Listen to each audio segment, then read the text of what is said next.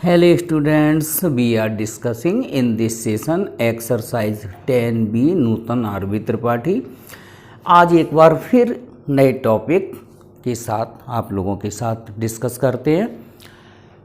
Topic है increasing decreasing, Hindi में बोलते हैं वर्धमान या ह्रासमान। अब वर्धमान और ह्रासमान का मतलब क्या होता है? तो देखो, कोई फलन अगर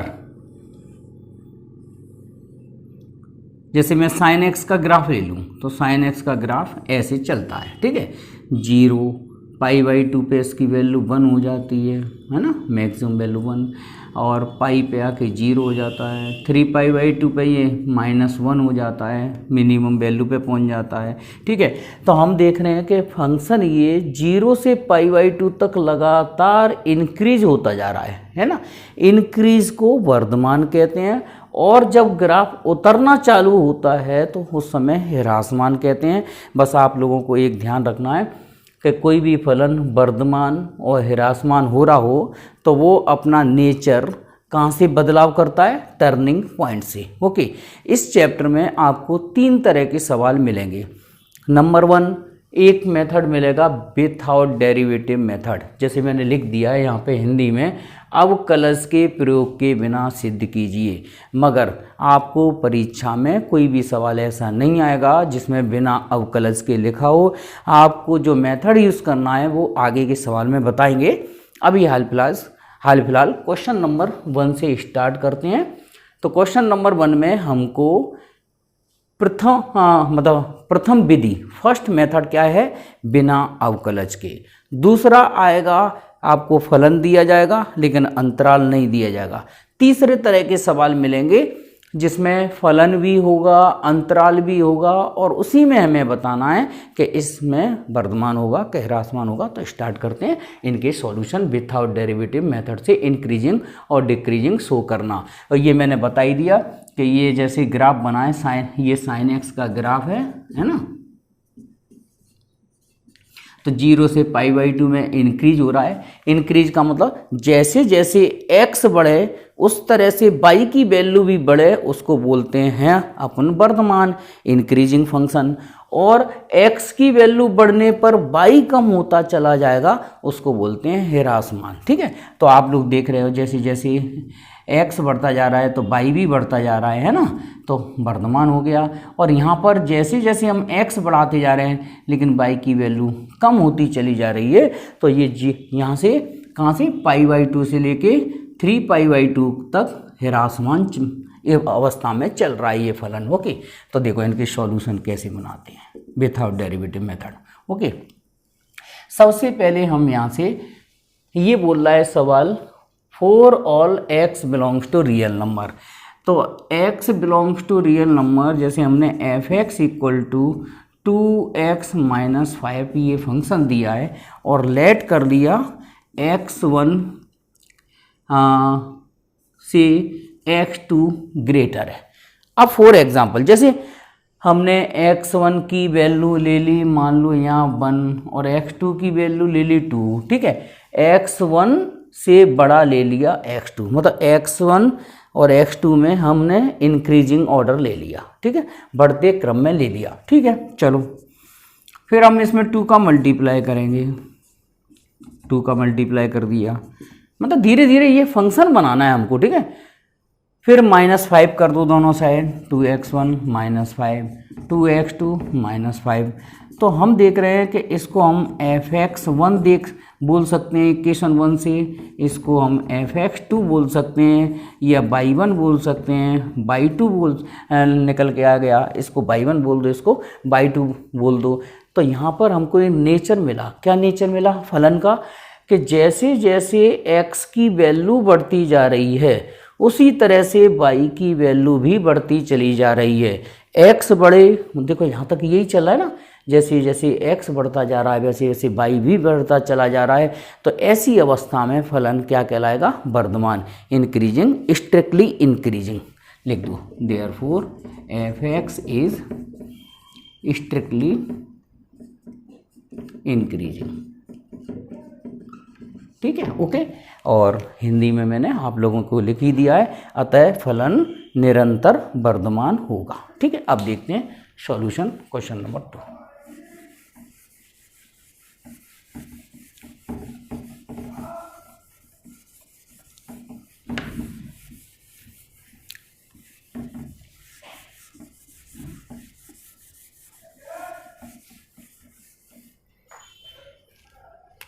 solution second, F X equal to A X plus B given.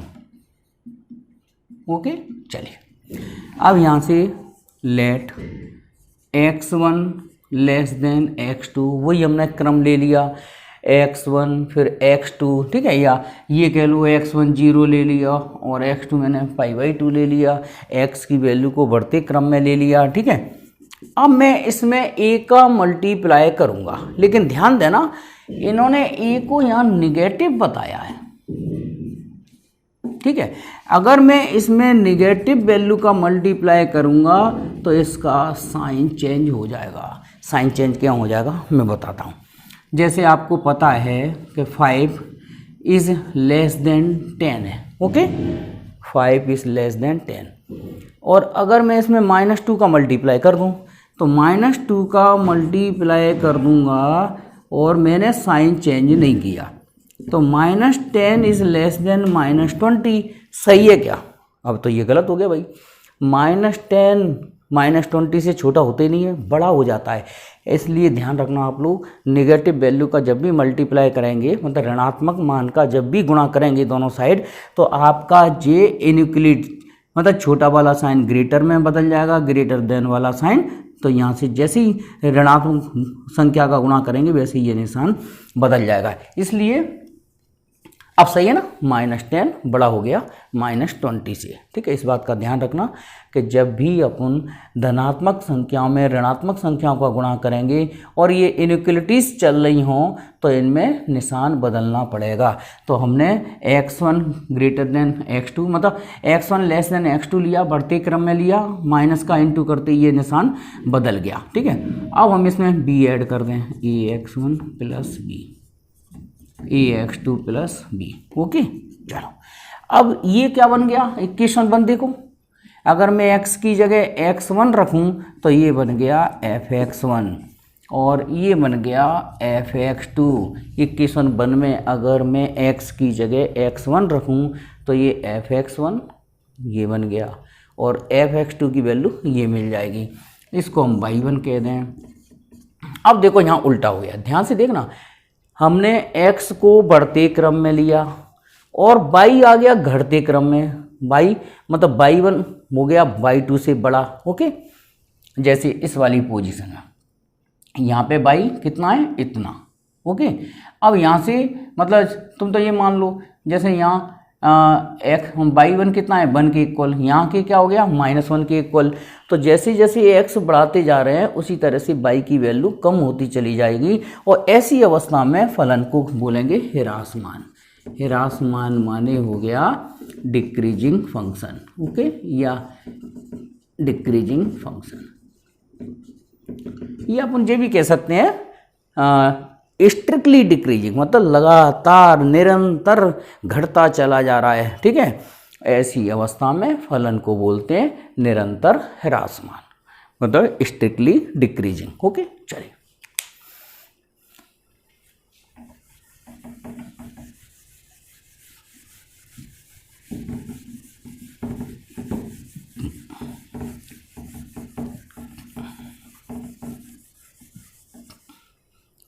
अब third function f(x) equal to E की पावर x, स्टार्ट ऐसे ही करेंगे। f(x) इक्वल टू ई की पावर x हो या 2x हो, कोई फर्क नहीं पड़ने वाला। ठीक है, अब आपको इसको स्ट्रिक्टली इंक्रीजिंग बताना है ऑल रियल नंबर्स में। ठीक है, मतलब इसको निरंतर वर्धमान सिद्ध करना है। प्रत्येक वास्तविक संख्या, कोई भी संख्या इसमें रख दी जाए वास्तविक संख्या, ये हमेशा वर्धमान ही होगा। देखो कैसे होगा, हमने किया लेट माने माना x1 लेस देन x2, मतलब x1 और x2 को हमने लिया बढ़ते हुए क्रम में। ठीक है, अब हम इसमें पावर चढ़ाएं इसको, या पहले ऐसा करो 2 का मल्टीप्लाई कर दो, 2x1 2x2, तो देखो अब तो निशान नहीं बदलेगा, पॉजिटिव वैल्यू का मल्टीप्लाई किया है और इसकी पावर ले लें e की पावर 2x1, एक्सपोनेंट कर दिया जाए तो अभी साइन चेंज नहीं होगा, e की पावर 2x2। तो ये बन गया आपका, मैं डायरेक्ट लिख देता हूँ, y1 बन गया और ये y2 बन गया। तो आप लोग देख रहे हैं जैसे जैसे x की वैल्यू बढ़ती जाएगी उसी तरह से यहाँ हमारे फंक्शन की वैल्यू बढ़ती चली जाएगी। तो ऐसी अवस्था में हम बोलेंगे f(x) इज स्ट्रिक्टली इंक्रीजिंग। हाँ, हिंदी में बोलेंगे निरंतर वर्धमान। ओके, चलो नंबर 2। अब हमें सवाल आ गया सेकंड टाइप पर। सेकंड टाइप पर माने आपको फंक्शन दिया है और इंटरवल्स बताना है कि ये किस इंटरवल में फंक्शन इंक्रीज होगा और किस इंटरवल में फंक्शन डिक्रीज होगा। तो हम इसमें सेकंड मेथड यूज़ कर रहे हैं, फर्स्ट डेरिवेटिव टेस्ट। ओके, देखो कैसे। हमेशा सॉल्यूशन जब भी बनाओ तो आप फंक्शन तो लिख ही लो। फंक्शन कितना है, x² + 2x + 5। पहले हम इसका फर्स्ट पार्ट सॉल्व कर रहे हैं। तो जैसे मैं फर्स्ट पार्ट सॉल्व करूं उस तरह से आप ये चारों पार्ट्स सॉल्व कर सकते हैं। ठीक है, देखो क्या,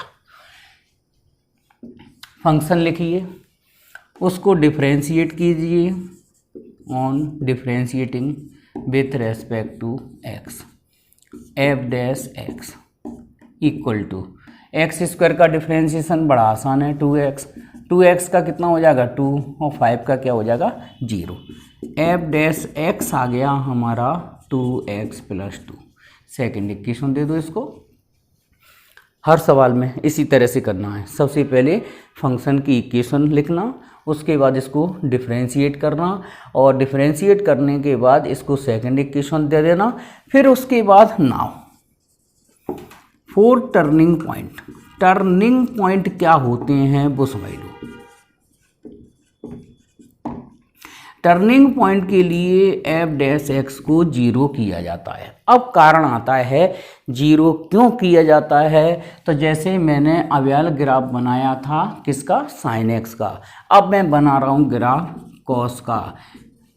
sin x से भी बता सकता था लेकिन आप लोगों को समझ में आने लग जाए कि साइन का ग्राफ ऐसे बनता है, cos का ग्राफ इसलिए मैं चेंज कर रहा हूँ जानबूझ के। ठीक है, sin cos की भी मैक्सिमम वैल्यू 1, मिनिमम वैल्यू -1, 0, π/2, पाई, 3π/2 और 2π, इनफाइनाइट चलता है वो तो। चलो, तो cos 0 की वैल्यू 1 होती है, π/2 पे आके 0 हो जाएगा, पाई पे आके -1 हो जाएगा, 3π/2 पे फिर 0 हो जाएगा, 2π पे +1 हो जाएगा। इस तरह से इस cos x का ग्राफ चलता चला जाता है। हम यहाँ पे इस ग्राफ को दो तरीके से देख रहे हैं।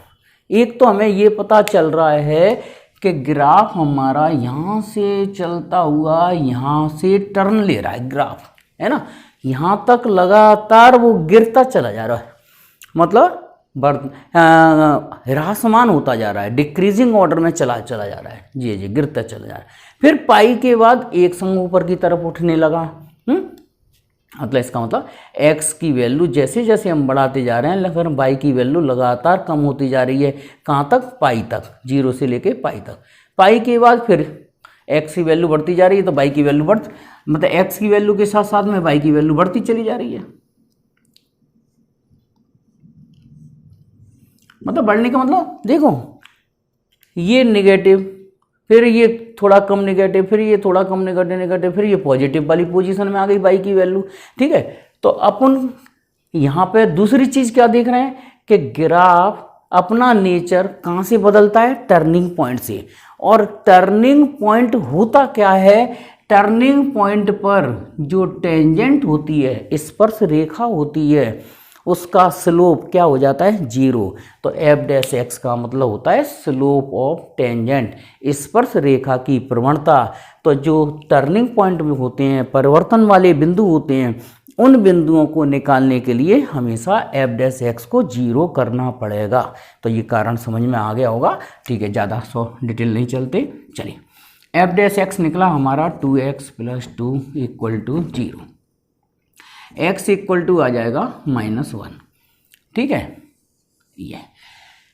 और ये फंक्शन अलग है, ध्यान देना, ये तो मैंने उदाहरण के तौर पे f(x equal to cos x का ग्राफ ले लिया है समझाने के लिए। आपको किसी भी सवाल में ग्राफ नहीं बनाना, ओके।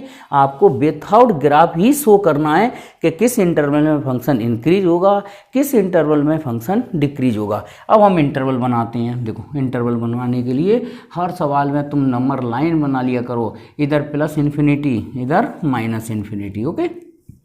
मतलब माइनस अनंत और ये प्लस अनंत 0। भाई जितने भी मेरे सब्सक्राइबर्स हैं, मेरे प्रिय और अच्छे लोग, उनकी डिमांड थी कि सर आप हिंदी में ज़्यादा बोला करें, तो मेरी कोशिश है हिंदी में भी बोलूं और इंग्लिश में भी बोलूं, ठीक है। क्योंकि मेरे लिए तो मेरे दोनों ही प्रिय छात्र हैं, छात्राएं हैं, चाहे वो हिंदी मीडियम का हो चाहे वो इंग्लिश मीडियम का हो। मेरी कोशिश है कि ऐसे बुरे वक्त में जहां बच्चे पढ़ाई नहीं कर पा रहे हैं, वो कम से कम यूट्यूब चैनल से अपनी अच्छी पढ़ाई कर लें, क्योंकि पढ़ाई केवल नंबरों के लिए नहीं की जाती, आगे फ्यूचर में भी वो पढ़ाई उन लोगों के लिए काम आए। इसलिए मेरी कोशिश है कि आप लोगों के कॉन्सेप्ट्स, आपके नियम इस तरह के आ जाएं कि आप यूट्यूब से ही पढ़कर समझकर सवालों को हल करने की क्षमता आ जाए, ठीक है। चलिए, हाँ, तो आप क्या करेंगे, सेकंड मेथड ही एग्जाम में आएगा और उसी से ही करना है, ये वाला मेथड जो मैं बता रहा हूँ।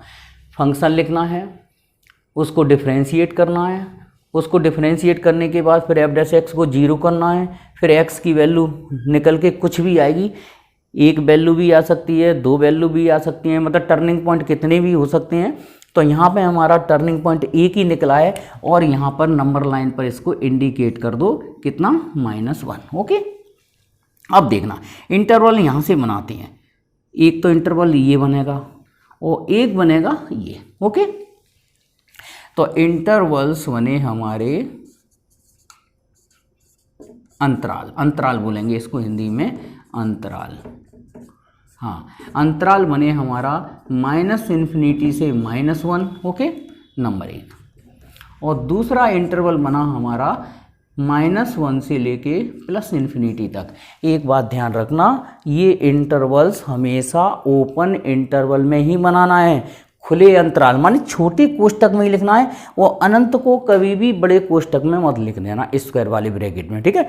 तो ये हमेशा इंटरवल्स ओपन इंटरवल में ही बनाना है, मतलब ये वैल्यूज शामिल नहीं करना है, -∞ -1 के बीच में और -1 से लेके इन्फिनिटी के बीच में। अब यहाँ हम चेक करेंगे, हाँ, f' में वैल्यू रखेंगे, x की वैल्यू, हाँ, यहाँ से लेके यहाँ तक, मतलब -∞ और -1 के बीच की कोई सी भी वैल्यू काय में रखिए, f' में। तो f' हमारा कितना है, 2x + 2, और 2x + 2 में मैं x की वैल्यू रख रहा हूँ -2, और ये आंसर देगा -2 रखने पर -4 + 2 माने ऋणात्मक, ठीक है। और ऐसे ही f' में x की वैल्यू रख रहा हूँ मैं कितना, मतलब -1 और इन्फिनिटी के बीच में कोई सी वैल्यू रख दो, 0 रख दें, तो 2 × 0 + 2, तो ये +2 माने पॉजिटिव देगा। तो आप इस इंटरवल को चेक करना चाहते हैं कि इस इंटरवल में फलन वर्धमान है या ह्रासमान है, इंक्रीजिंग है या डिक्रीजिंग है, तो आप क्या करना, इस इंटरवल के कोई सी भी बीच की वैल्यू f' में रखेंगे। और f' अगर निगेटिव वैल्यू देता है तो फलन क्या हो जाएगा, ह्रासमान, माने फलन गिर रहा है इस अंतराल में। और अगर f' की वैल्यू इंटरवल की किसी भी वैल्यू पर पॉजिटिव आंसर देता है, धनात्मक मान देता है, तो अपन कह देंगे फलन हमारा बढ़ता हुआ चला जा रहा है, माने वर्धमान है। तो हमारा आंसर निकल के आ गया, लिख देंगे आंसर में कि इस अंतराल में फलन वर्धमान ह्रासमान होगा, इस अंतराल में फलन वर्धमान होगा, ओके। तो आंसर फाइनली लिख देना, आंसर -∞ से लेके -1 के बीच में फलन क्या है, ह्रासमान, माने स्ट्रिक्टली डिक्रीजिंग। और -1 और प्लस अनंत की वैल्यू पे फलन वर्धमान है। तो ये हमारा आंसर हो गया। Okay, f(x) = 6 - 9x - x²। ठीक है, ये फंक्शन लिखा। अब हम क्या करेंगे, इसको differentiating with respect to x, graph नहीं बनाना है। ओके, f' किया, डिफ्रेंशिएट किया तो 6 का 0, 9x का 9, x² का 2x। फिर उसके बाद चलो और सिंपल कर लो, f' = -9 - 2x। सेकेंड इक्वेशन दे दो। फिर लिखेंगे 4 टर्निंग पॉइंट, माने परिवर्तन बिंदुओं के लिए, परिवर्तन बिंदुओं के लिए यहाँ लिख दो 4 टर्निंग पॉइंट।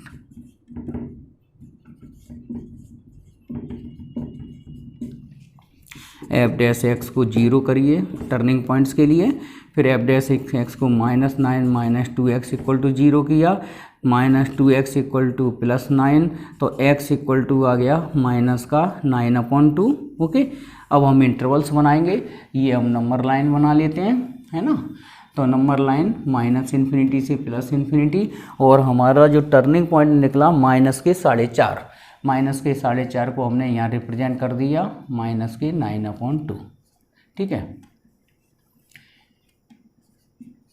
इन चारों पार्ट में टर्निंग पॉइंट एक ही निकलेगा, एक से ज़्यादा भी निकलेगा आगे के सवालों में। ठीक है, तो हमारा इंटरवल्स बने अंतराल, इंटरवल्स। नंबर 1 एक ये बना और ये बना। ये ध्यान रखना हमेशा, जब हमारा टर्निंग पॉइंट एक निकलेगा 2 इंटरवल बनेंगे, दो टर्निंग पॉइंट्स निकलेंगे तो आपके इंटरवल्स 3 बनेंगे। माने जितने टर्निंग पॉइंट्स होंगे उससे एक ज़्यादा इंटरवल बनेगा। ओके, तो एक इंटरवल बना -∞ से लेके -9/2, माने इनके बीच का, और -9/2 से लेके इन्फिनिटी तक का। अब हम यहाँ चेक करते हैं, f' में x की वैल्यू यहाँ से लेके यहाँ तक, मतलब -∞ से लेके -4.5 तक कोई सी भी वैल्यू रख दो बीच की, है ना। तो हम रख रहे हैं इसमें -5 रख रहे हैं। चलो -5 रखिए, f' किधर है, f'(j). तो -9 और -2 × -5, तो ये दे देगा कुल मिला के -9 और प्लस के 10, और माने पॉजिटिव दे देगा। ठीक है, और यहाँ पे रखें f' -9/2 से लेके +∞ तक कोई सी भी वैल्यू रखो, तो हम रख रहे हैं यहाँ पे 0, सबसे आसान पड़ेगा।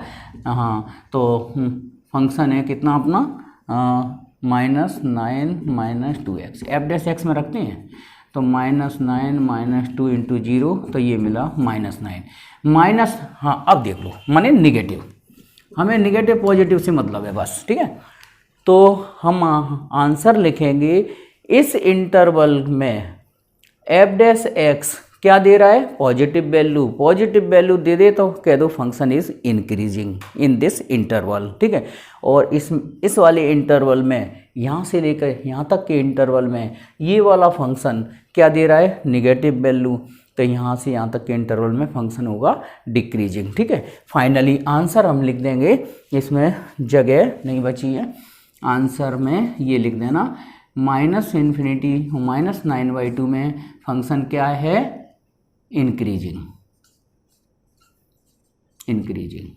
है ना, मतलब वर्धमान है, और -9/2 से लेके +∞ तक ये निगेटिव दे रहा है, तो ये डिक्रीजिंग फंक्शन है, ठीक है।